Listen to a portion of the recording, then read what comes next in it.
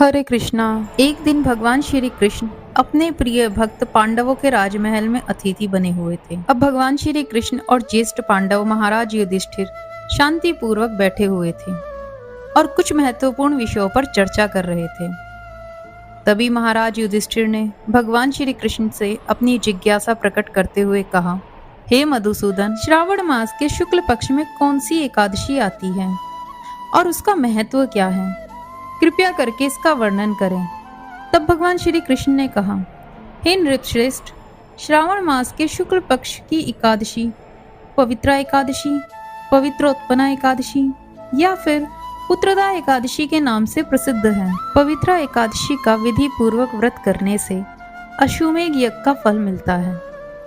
अब मैं आपको इसकी कथा सुनाता हूँ, ध्यान से सुनिए। द्वापर युग के प्रारंभ में एक राज्य जिसे देखकर देवराज इंद्र को भी ईर्ष्या हो, ऐसी सुंदर नगरी और वैकुंठ में वास करने योग्य प्रजाजन, संपूर्ण राज्य में सुख समृद्धि और शांति का साम्राज्य और प्रजा का अपनी संतान की तरह पालन करने वाले राजा महीजी था। परंतु राजा की कोई संतान नहीं थी, जिसके कारण वह अत्यंत ही दुखी रहते थे। उन्हें राजपाट भी अच्छा नहीं लगता था।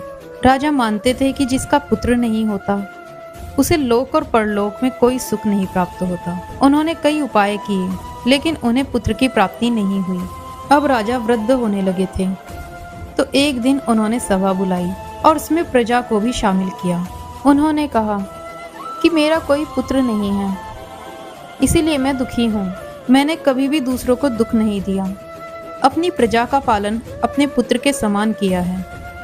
इसके बाद भी मुझे पुत्र की प्राप्ति क्यों नहीं हुई? राजा के प्रश्न का हल ढूंढने के लिए उनके मंत्री और उनके शुभचिंतक जंगल में ऋषि मुनियों के पास गए। जंगल में चलते हुए उन्हें एक महान ऋषि का आश्रम मिला, जो ऋषि के तेज से कांतिमान था। और यह आश्रम था महान ऋषि लोमश का, जिनकी आयु के विषय में अंदाजा लगाना मुश्किल है। और ऐसा इसलिए क्योंकि लोमश ऋषि को मिले वरदान के अनुसार वे तब तक इस पृथ्वी पर रहेंगे जब तक उनके शरीर के सारे बाल नहीं गिर जाते। और उनके शरीर का एक बाल ब्रह्मा जी के 12 घंटे यानी 4 अरब 320 करोड़ वर्ष बाद गिरता था।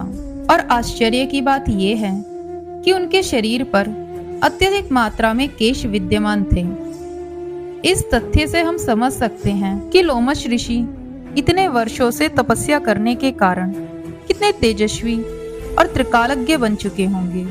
लोमश ऋषि को देखकर राजा के मंत्रियों ने उन्हें प्रणाम किया। तब लोमश ऋषि ने उनके आने का कारण पूछा। राजा के मंत्रियों ने बताया कि उनके राजा प्रजावत्सल हैं। हमारे राजा ने वर्तमान जीवन में कभी किसी को किसी प्रकार का कष्ट नहीं दिया, परंतु हमारे राजा पुत्रहीन होने के कारण दुखी हैं। तब लोमश ऋषि ने अपने तपोबल से राजा महीजीत के पूर्व जन्म के बारे में पता किया। उन्होंने बताया कि उनके राजा पूर्व जन्म में एक गरीब वैश्य थे। एक बार वैश्य ज्येष्ठ शुक्ल द्वादशी को एक तालाब में पानी पीने गया। वह गर्मी में प्यास से व्याकुल था।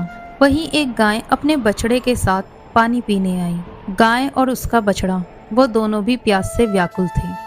तब वैश्य ने गाय को भगाकर स्वयं पानी पिया। इसी पाप के कारण राजा इस जन्म में पुत्रहीन होने का दुख भोग रहे हैं। मंत्रियों ने लोमश ऋषि से इस पाप से मुक्ति का उपाय पूछा।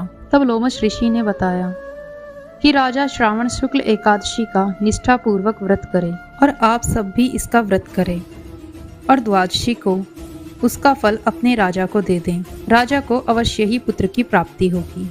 सभी मंत्री और शुभचिंतक वापस आ गए और श्रावण शुक्ल एकादशी के दिन सभी प्रजा ने विधि पूर्वक व्रत रखा और पूजा की। रात्रि को जागरण किया। इसके बाद सभी ने श्रावण शुक्ल एकादशी व्रत के पुण्य फल को राजा को प्रदान किया। इस व्रत के पुण्य प्रभाव से रानी ने एक सुंदर बालक को जन्म दिया। कथा का समापन करते हुए भगवान श्री कृष्ण ने कहा, हे महाराज युधिष्ठिर, जो भी इस एकादशी के व्रत का पालन करता है, उसकी कथा का श्रवण या पठन भी करता है, उसे पुत्र प्राप्ति होती है और उसके समस्त पाप नष्ट हो जाते हैं। हरे कृष्णा।